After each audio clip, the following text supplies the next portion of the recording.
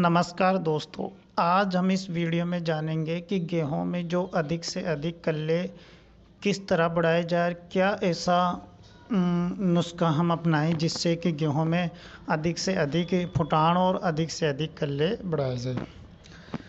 दोस्तों, जो रबी की जो फसल होती है उसमें अगर खाद्यान्न फसलों की बात करें तो मुख्य रूप से इस समय जो फसल लगाई जाती है वो गेहूं है। और हिंदुस्तान में सबसे ज़्यादा अगर खाद्यान्न की फसलों की बात करें तो दूसरे नंबर पर हमारे गेहूं की फसल आती है। अब किसान भाइयों, गेहूं की फसल जब हम लगाते हैं तो उसमें अधिक से अधिक पैदावार कैसे ले और क्या ऐसा नुस्खा हम अपनाएं जिससे कि हमारे गेहूं की फसल में अधिक से अधिक पैदावार हो और अधिक से अधिक उसमें प्रॉफिट हमको मिले। तो किसान भाइयों, जनरली जो किसान गेहूं की जो खेती करते हैं उसमें मतलब यूरिया का प्रयोग करते हैं या फिर हम उसमें उराई में डीएपी डाल देते हैं। इससे ज़्यादा हम उसमें ज़्यादातर ध्यान नहीं देते हैं, जिससे कि हमारा जो प्रोडक्शन होता है वो कम होता है। आज हम इस वीडियो में किसान भाइयों बताएंगे कि कौन सा नुस्खा आप अपनाकर अपने गेहूं की फसल में अधिक से अधिक उत्पादन ले सकते हैं, अधिक से अधिक उसमें कल्लों की संख्या बढ़ा सकते हैं और जितने कल्लों की संख्या उसमें बढ़ेगी उतना ही प्रोडक्शन हमको मिलेगा। जड़ों का विकास हम उनमें किस तरह कर सकते हैं, अधिक से अधिक जड़ों का विकास हो ताकि जब लास्ट में हवाएं चले तो गिरने की समस्या कम आए। तो इन सब टॉपिकों पे आज हम इस वीडियो में बात करेंगे किसान भाइयों। आपसे मोस्ट रिक्वेस्ट है किसान भाइयों की वीडियो को पूरा देखें, जिससे कि आपको हर एक स्टेप अच्छी तरह समझ में आए, जिससे कि आप अपने गेहूं की फसल में अधिक से अधिक प्रोडक्शन ले सकें। किसान भाइयों, अगर आप हमारे इस वीडियो में नए हैं और पहली बार हमारे चैनल पर विजिट कर रहे हैं या पहली बार हमारी वीडियो देख रहे हैं तो आपसे मोस्ट रिक्वेस्ट है कि हमारे चैनल को सब्सक्राइब कीजिए, बेल आइकन को प्रेस कीजिए, जिससे कि जो हम आगे वीडियो बनाते हैं उसका जो लिंक या फिर हम कह सकते हैं नोटिफिकेशन जो आता है वो सबसे पहले आपके पास मिले आए, जिससे कि आप हमारी अगली वीडियो देखकर अपने खेती के जो फसल बोते हैं उसमें अधिक से अधिक प्रोडक्शन ले। वीडियो को शेयर करना ना भूलिए किसान भाइयों, जिससे कि जो और किसान हैं उनको भी इसका फ़ायदा मिल सके। तो शुरू करते हैं किसान भाइयों इस वीडियो को। आप देख रहे हैं किसान मित्रा चैनल, और किसान मित्रा चैनल पे आज हम इस वीडियो में बात करेंगे कि गेहूं का जो प्रोडक्शन है हम कौन से नुस्खे अपनाकर उसमें अधिक से अधिक प्रोडक्शन बढ़ा सकते हैं। अब किसान भाइयों, सबसे जो मोस्ट इम्पोर्टेंट बात होती है वो ये है कि आपने जब अपने गेहूं की जो बिजाई की है, उराई की है, उस समय आपने कौन कौन से जो न्यूट्रिएंट्स की पूर्ति अपने उसमें प्लांट में कर दिया है, उसी हिसाब से हम पहले पानी में न्यूट्रिएंट्स डालेंगे।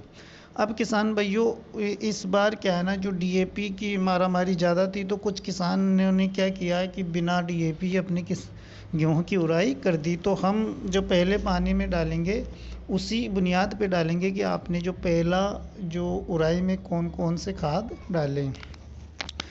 तो पहले पानी में किसान भाइयों जो हमको खाद डालना है वो नंबर 1 पे जो खाद डालना है वो हो यूरिया, क्योंकि जो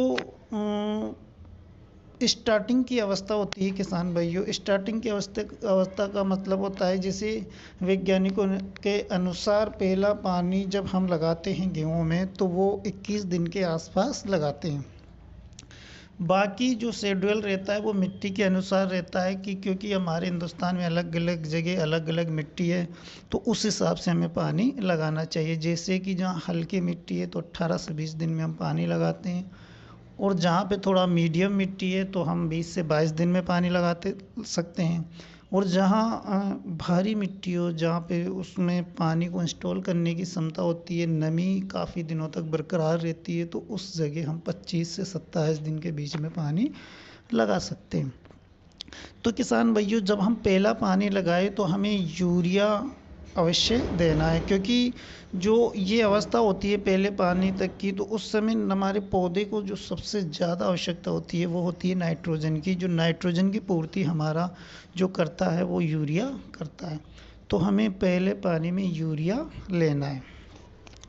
अब आपको यूरिया कितना लेना है किसान भाइयों? आपको एक बैग यूरिया को 1 एकड़ में लेना है, यानी कि 40 से 45 केजी के आसपास आपको यूरिया लेना है। 45 केजी का एक बैग यूरिया का आता है, तो आपको एक बैग यूरिया लेना है। इसके बाद में किसान भाइयों, जब आपने अगर मान के चलो उराई के टाइम में डीएपी का प्रयोग नहीं किया है, यानी कि फास्फोरस उसमें नहीं डला है, तो फास्फोरस की आवश्यकता हमारे पौधे को बहुत ज़्यादा होती है। फास्फोरस के कारण ही हमारे पौधे के जड़ों का विकास होता है, उसमें रोग प्रतिरोधक क्षमता बढ़ती है। तो आपने अगर उराई की समय डीएपी का प्रयोग नहीं किया है, तो आप पहले पानी में 20 से 30 केजी 1 एकड़ के हिसाब से आप उसमें डीएपी दे सकते हैं।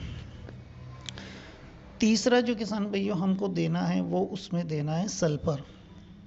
अब सल्फर का भी शेड्यूल ये रहेगा किसान भाइयों कि आपने अगर सिंगल सुपर फास्फेट से उराई की है तो हमें यहाँ सल्फर बहुत ही कम क्वांटिटी में देना है, और अगर आपने सिंगल सुपर फास्फेट से उराई नहीं की या सल्फर की पूर्ति आपने उराई के समय नहीं किया है, तो हमें यहाँ पे सल्फर की क्वांटिटी थोड़ा सा बढ़ाना पड़ेगा।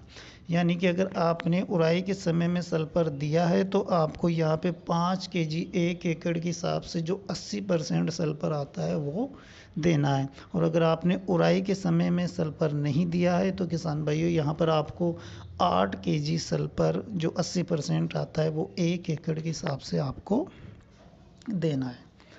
अब किसान भाइयों ये हो गया हमारा तीसरा न्यूट्रिएंट्स। चौथा जो न्यूट्रिएंट्स हमको देना है किसान भाइयों वो देना है जिंक सल्फेट, जो 33% आता है वो आपको देना है। अगर आपके एरिया में जिंक 33% नहीं मिलता, आपको 21% मिलता है, तो वो भी आप अपनी फसल में दे सकते हैं। जो 21% सल्फर होता है उसकी मात्रा आपको किसान भाइयों 10 केजी रखना है 1 एकड़ के हिसाब से, और अगर 33% जो आता है अगर वो आपको मिलता है तो आप उसको 7 से 8 केजी 1 एकड़ के हिसाब से दे सकते हैं। ये जो हमने न्यूट्रिएंट्स बताए किसान भाइयों, इनको सबको आपको मिक्स करना है, और मिक्स करने के बाद में जो छींटा विधि से आप अपने प्लांट में देकर पानी लगा दीजिए। अब किसान भाइयों, अगर आपके प्लांट में दीमक की समस्या ज़्यादा होती है या फिर आप बार बार मतलब फसल लेते हैं, तो जिससे क्या होता है कि ज़मीन के अंदर नमी बरकरार रहती है, जिससे कि निमोटेन की प्रॉब्लम आती है, निमोटोइड की प्रॉब्लम आती है, दीमक ज़्यादा हो जाती है, तो आप इनमें जो बायर कंपनी का जो रीजेंट के नाम से ग्रेनुअल में आता है 0.3% GR, वो आप 10 केजी 1 एकड़ के हिसाब से इन्हीं खादों में मिलाकर आप उसका भी ड्रिचिंग कर सकते हो। उससे आपको ये फ़ायदा रहेगा, आपको निमोटोन की प्रॉब्लम नहीं आएगी। दूसरा जो महत्वपूर्ण वो काम करेगी वो ये रहेगा कि आपके जो दीमक होता है किसान भाइयों वो दीमक आपके प्लांट में नहीं आएगा।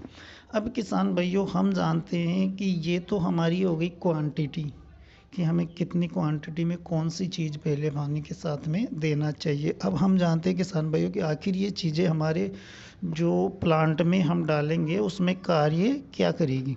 तो किसान भाइयों जो जिंक सल्फेट होता है उसका जो मोस्ट काम होता है वो होता है आपके पौधे को ग्रोथ प्रदान करना, उसमें कल्लों की संख्या बढ़ाना, और जो जड़ों होती है उनका बहुत ही तेज़ी से विकास करती है। जिंक की कमी के कारण किसान भाइयों हमारा जो पौधा होता है वो पीला पीला दिखने लगता है, जैसे कि जंग खाया हुआ पत्ता होता है उस तरह दिखने लगता है, जिससे कि हमारे पौधे की ग्रोथ रुक जाती है। तो हमें जिंक अवश्य पहले पानी में देना है, जिससे कि हमारा जो पौधा है बहुत तेज़ी से ग्रोथ करे, बहुत उसमें कल्ले निकले, जड़ों का विकास अच्छी तरह हो। उसके बाद में किसान भाइयों जब हम सल्फर देंगे तो सल्फर जो एक फंजीसाइड होता है, जिससे कि जो जड़ों में ये कोई फंगस की दिक्कत आती है वो नहीं आती है, रोग प्रतिरोधक क्षमता बढ़ती है। और जो सल्फर का मेन कार्य होता है वो होता है कि जड़ों का बहुत तेज़ी से विकास करती है, जिससे कि हमारा प्लांट हरा भरा दिखता है, उसमें कल्ले ज़्यादा दिखते हैं, क्लोरोफिल की मात्रा बढ़ती है। अब किसान भाइयों हम बात करते हैं यूरिया। तो यूरिया एक इम्पोर्टेंट खाद होता है किसान भाइयों हमारी खाद्य फसलों के लिए। यूरिया के कारण ही हमारी फसल में जो हरापन आता है, फुटाने बहुत तेज़ी से निकलती है, प्लांट में जो ग्रोथ होती है, जो क्लोरोफिल बढ़ता है वो यूरिया के कारण बढ़ता है। तो हमें यूरिया बहुत ही अच्छी क्वांटिटी में और अच्छी मात्रा में देना है। एक जो हमने किसान भाइयों इसमें जो डाला है वो जो डाई अमोनिया फास्फोरस होता है, अगर हमने पहली उड़ाई में नहीं डाला तो इस समय डाल रहे, तो डाई अमोनिया फास्फोरस का काम भी हमारी फसल का विकास करना होता है। तो हमें ये सारे तत्व हमारी फसल में डालना है। तो किसान भाइयों जब हम ये चीज़ें हमारे प्लांट में डालेंगे तो अवश्य ही आपका जो प्लांट होगा वो बहुत तेज़ी से ग्रोथ करेगा, बहुत अच्छा उसमें विकास होगा, कल्लों की संख्या बहुत ज़्यादा बढ़ेगी, हरापन रहेगा, आपका प्रोडक्शन अधिक से अधिक बढ़ेगा। तो किसान भाइयों आपसे जो रिक्वेस्ट हम करते हैं वो ये है कि हमारी जो वीडियो को आप देखकर फॉलो कर हमारे आपके प्लांट में ये चीज़ों का उपयोग करें।